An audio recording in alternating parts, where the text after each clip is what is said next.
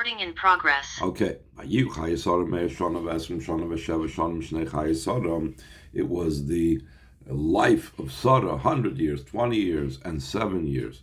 Were the years of the life of Sarah. The Zohar asked the question, Sarah, why is it different over here by Sarah? That it's her passing is recorded in the Torah. From all other women in the world, their passing is not related in the Torah. It doesn't say anything about their passing. So right away, Rab Chia challenges that. There is women that are mentioned. Doesn't it say, and Rachel passed away? So we see that that there are women that are passing are recorded in the Torah. So why do you ask that Dafka Sarah is that way? So Rabbi Yossi explained, by all of them, it doesn't say it the way it says it and records the passing by Sarah. That the Itmar that it says, Viyu Chai Sarah Mer Shon of Estrim Shon of Sheva Shon Shnei Chai Sarah. All that details, it does not say by others. By all of them is not enumerated their days and years like Sarah. That's one difference between the way other women's passing are recording in the Torah. Another thing is also by other ones it doesn't say a specific parsha, meaning starting its own section or its own part just devoted to it. It's just part of the something other story, like they were traveling and Rachel had difficulty in giving birth and she passed away, and then it goes on. It's not like a special designation of telling a story that Sarah passed away. And the Zohar explains why is Sarah unique and different, that the Torah enumerates it this way. So he explains there's a certain history behind it. The Os is Chava Alma. When Chava came to the world, is Dabkus Bahai Chivya. She associated with the snake, with the serpent. Va'atul Bazuma, and he brought Tuma into her. V'garma Moisai La'alma L'Baila, and she caused death to the world and to her husband. Asis Sarah came, v'nochasos, she descended, meaning referring into Mitzrayim, v'salkas, and she ascended, she left Mitzrayim, and nothing stuck to her, not like by Chava that the Tumah of the Nachash stuck to her.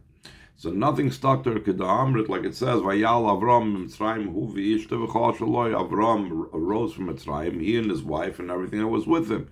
So his wife left Mitzrayim, she didn't maintain the connection with Mitzrayim. Also, Noach la'alma, Noach came to the world. Maxi, what does it say? Vayesh, meaning he came into the world after the Mabel. What does it say? Vayesh min hayayin, he drank of the wine, vayishkar, and he was drunk, vayizgol, and he was like either revealed or he was like turning around. Will begin the Avram v'Sara lois dapkik bei, since Avram and Sarah, the primordial snake, meaning Klippus, did not cleave to them. Begin kach Sarah zachsa l'chayin la ulabayla. Therefore, Sarah merited supernal life for her and for her husband. Valda, for this it says, Viheyu Chaye Sarah. That's why it says it was the days of Sarah, teaching us this idea, the Zachsu Bahu Bekulu, that she was merited in all of it, in the entire, in all of these aliyahs, like Siv Bekulu Neshay, but it doesn't say it by the other women, Viheyu Chaye Chava, and was the life of the years of Chava. V'chein Bekula doesn't say by all of the other women. He is Dafka B'chayid. Dafka Sarah was the one that connected to life. And for hers, that is considered life. That is the entire first part of the Maamar is a quote from the Zohar and our Parsha. So the Rebbe is going to pose a few questions. Second paragraph on the page. We need to understand since the question is, why is Sarah different than all other women? By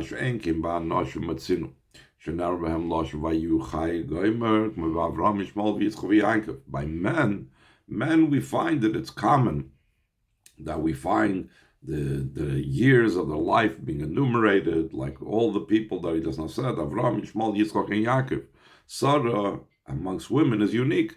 All other women, it's not mentioned the years, only Sarah. In Cain, so since the main question is about women, so where does Noach fit into this? There was no question about men.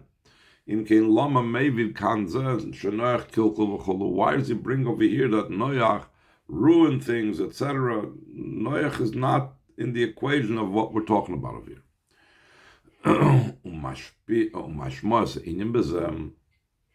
And the indication of what the Zohar is saying over here by bringing Chava, Sarah, and Noach, shekol zehu inyan echad. This entire framework of talking about what Chava did, talking about Sarah, and talking about Noach, it's really all on one topic, one concept. Behind this means the Zesha Kilkul Chava. This what Chava ruined. And the same thing, what Noach ruined, Nistakenai de Sarah, was repaired through Sarah. The Chol Zehu Inyan Echad, that all of it is one concept. Therefore, he mentions over here that Noach ruined it, since it's one idea. But what that is, we need to understand what's that common denominator between all of them. That's one question. Another question he asked for, another thing we need to understand, why at the conclusion does he say the years of the life of Sarah? Once he said already 100 years, 20 years, and 7 years, what is he adding? What does he add by concluding the years of the life of Sarah? We just now said it's her years. We're talking about the years that she's having. Move on even more. It's not understood. According to what it's explained in Chassidus, the Sarah he badal imohis. That Sarah is the first of the four mothers of the Sarah, Rivka, Rachel, Leah, and the matriarchs. The Iker Habirur Hoyaidehem Mois Davke. The main refining and elevating of the sparks was specifically done through the mothers, through the matriarchs, more so than through the others. This is what it says in the pasuk: anything that Sarah tells you, or everything that Sarah tells you, listen to her voice. What's the concept behind it? We had this also in the previous Maamar. The Chazal say that the Avis, Hashem gave them a taste in this world, a flavor somewhat of the world to come. We'll also in the future, when Mashiach comes, you indicate with the Seviv Gever that the female will be higher, surround the male. So therefore, because Mashiach comes, the woman will be on a higher level. So the Avis that were already tasting of the world to come, so Hashem told Avraham Avinu, instead of you telling Sarah what to do, you should listen to Sarah. Since it's going to be reflective of Mashiach's time, so anything that Sarah tells you should listen to her voice. Because the main refinement takes place specifically through the mothers. That's why that Sarah, that's the first of the four mothers. Top of next page. He enumerates all the levels of 100 years, 20 years, and 7 years. Whereas in the other Imois, he doesn't enumerate the numbers of their life. The Meya Shana Hu Madregas HaKeser. The 100-year is the level of Keser.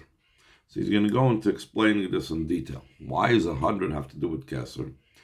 V'hainu shascholos hagili, the beginning of any revelation, v'hu sheyeh metzius, or shemechutz l'metzius ha'atzmos, that there should be an existence of light and revelation, going outside of Hashem's essence, hu inyan ha'keser. That's the level of Keser, shehu b'madrega demeya, that level of Keser is the level of 100. The madrega is Keser shechoshev kan, hu k'mosha Keser, nasa shoyrish u'makrol natzol. The level of Keser that he enumerates over here is the way that Keser becomes a root and a source for all emanated beings. Because he's talking about the revelation outside of the Eibishter. So that is the level of Keser, the way it relates to Atzilus, to Netzalim. So he says, the Lefamim, sometimes in Kabbalah, Choshvim Madregas HaKeser Ba'alofim V'gam B'Revavis. Sometimes Keser in Kabbalah is connected with the thousands column or the 10,000s column. That is not the level of Keser that we want to speak about now. That is a level of where things are still beyond and before revelation, and higher than connecting and being a source for Netzalim, for the emanated beings. When we talk about Keser being in the thousands or the 10,000s column, so then it's the Keser the way it's on its own. But the level of Keser, the way it becomes a root and a source for the emanated beings, who bechinas meya is the level of 100. Why is it specifically 100? Have to do with that. The inyan meya, who k'mosha eser kol mi eser shel tachas hashleimus. 100 is the way 10 has in it 10. That's the ultimate perfection. So in other words, what you're having is the 10 spheres of Atzilus, the way Keser is looking at them and combining them, so you have them in the ultimate shleimus. So you see that Keser, the way it's in the number of 100, has to do with Atzilus. V'hainu, this means, the level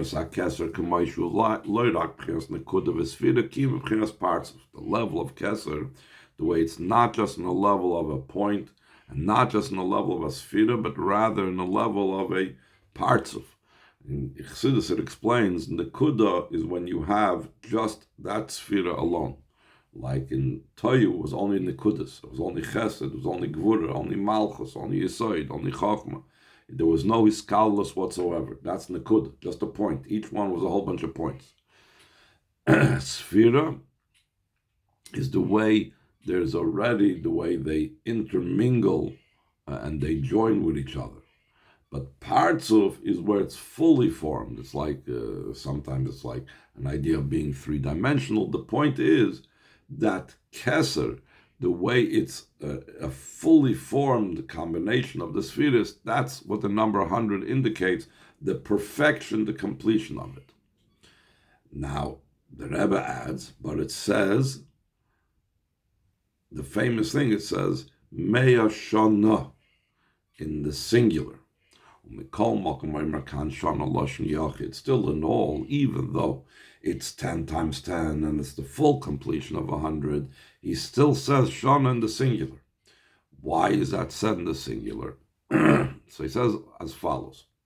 Keser is known to be a memutza. Keser is an intermediary between the Maitzel and the Netzalim. So he says, every intermediary has in it from both levels. A memutza, an intermediary, must have the lowest part of the highest, of the higher one, and it has to be the topmost part of the lower, and that's how it can combine and join and connect both of them. The so too in Keser. It has the lower level of the Maitzel, usually identified with Atik. V'liyos sheyesh by b'chinas tachtoinish v'maitzel, since it has in it the lower part of the maitzel of the emanator. Ini avshu b'chinas tachtoinish v'maitzel, though it's only the lowest level of the maitzel of the emanator of the Ein Sof. The lechein yesh lezeh shayches lezman dezehu inyan shana. It's low, and therefore time is not out of the question. It relates somewhat to time, and therefore you could use the word shana over here. You could use the word year. Still in all since it's the lower level of the emanator. He uses the singular because it's all part of Maitzel. It's not divided into parts. There's no divisions. It's all one entity of 100, not 100 disparate and separate parts. That's the level of Mea Shana going on Keser. Then there's Esrim Shana. What is the 20-year indicating? It indicates the levels of intellect of Chachma and Binam. She'ein bazeh b'chinas hashleimus d'eser kol me'eser. It doesn't have the perfection and completion of 10 times 10. Ki marak b'chinas Chachma Bina levad ki moishem klulim me'eser. Only Chachma Bina alone, just those two spheres, the way they have each one 10 in it. Since the idea of intellect is comprehension, so comprehension already means that there is some entity that's trying to comprehend. So in other words, it's already a yesh, a metzias. Yesh is a kfar shayches lemetzias hayesh. It's already, Chachma Bina already has an association with the existence of a yesh. It's not a yesh. In Atzilus, there's no yesh. It's a bitl or metzias.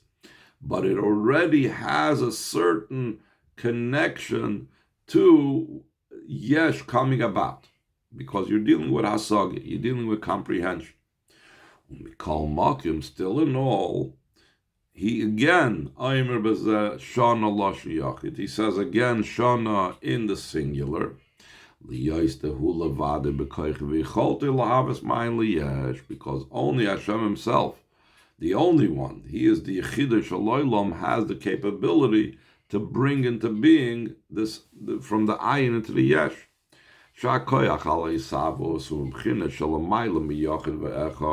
That the power of bringing things into existence is even higher than any type of description, even the description and the paradigm of Yachid. Because of that, he says Shana in the singular, not to say that it's the level of Yachid, but it's way beyond the idea of disparate parts, etc. The next level that he says about Sarda V'Sheva Shanim in 7 years, who inyan HaMidas, it's referring to the Midas. 7 Midas, Shal Yodam, one Hagus Oilim is through the Midas, is how the world is run. Like it says in the Pasuk, remember your your compassions and mercies and your kindnesses, because they are from, the simple meaning is, could be for always, forever they've been. But Chassidus explains, because they have to do with Olam, they have to do with the worlds. That the way how the world runs is from the Midas. Since the way the world is run is through multiple lines. You cannot do the world only with chesed, only with gvura, because if Hashem will only run the world with kindness, so then there will be a lot of sins. If Hashem would only run the world with gvura, with severity, the world could not exist because it would be too intense. Everything would be so exact that the world would not be able to survive. There has to be the lines of Chesed, Gvura, and Teferes, which is the intermediary that joins Chesed, Gvura together, and the rest of the midas as well, which are all extensions, like the Alter Rebbe says in Tanya, of these three main midas. So therefore, all the worlds need the seven midas. Since the way the world is run, specifically through multiple lines, like we just now said, you cannot just do it with one line. He says shonim in the plural. Therefore, he says it'll be the life of Sarah, 100 years and 20 year and 7 years. Liyois shal yodam, who ikir habirur, through her was the main refinement.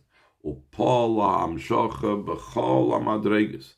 Sarah, more so than Avram, because it was similar to Lasad Lavi, like we said, that the Mohais did the birur.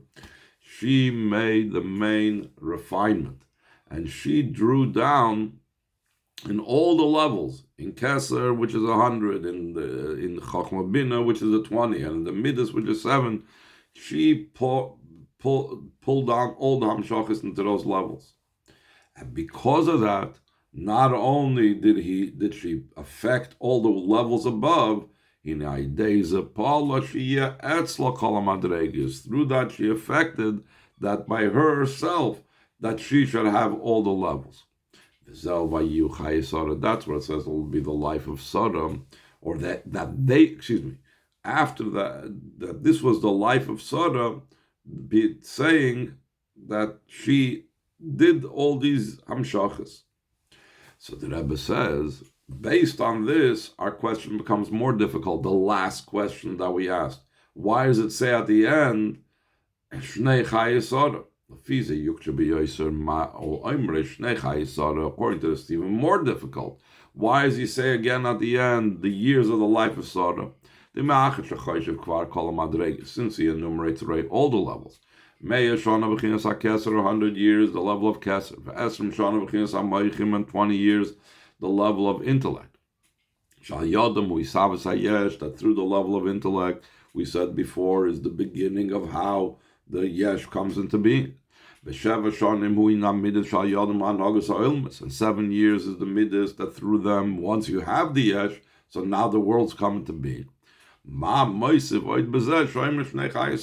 he add to this by also saying again the years of the life of Sarah? Top of the next page.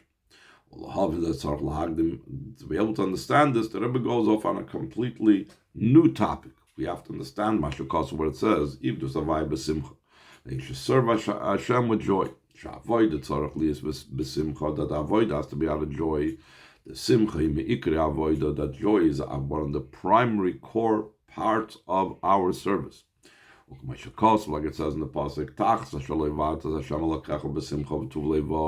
since you did not serve Hashem with joy and gladness of heart, you will serve your enemies. The avoida, though it's considered an avoida, b'shleimus, and a full avoida. But since it was an avoida without joy,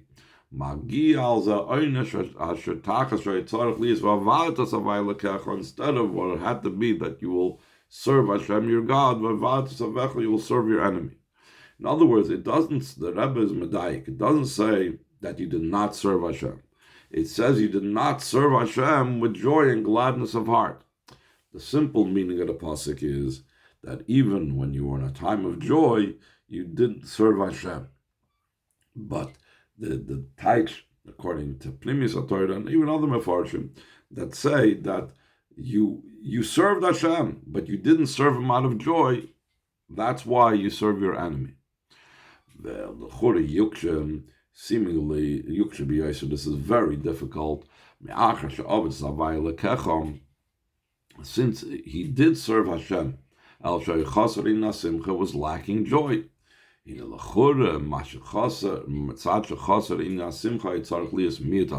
fact that it's lacking simcha, maybe there should be a decrease in the reward for your service. That not an idea of a punishment. Why is a person liable for punishment? Just another 2 lines. The movement is the simcha mikra avoida. What's understood from this is that joy is a core part of a person's service. And therefore, in simcha, when it's lacking the idea of joy, it's as if there was no avoida whatsoever. Without joy, it's like there was no avoida, and because of that, a person is liable for punishment. Now, let's learn another 4 lines quickly. So do we find Arizal's writings. All the levels that Arizal was to, he merited through the joy of a mitzvah. Not through other matters. Only through the joy of a mitzvah. From this is all understood the necessity and joy, and that he wants to explain and understand why.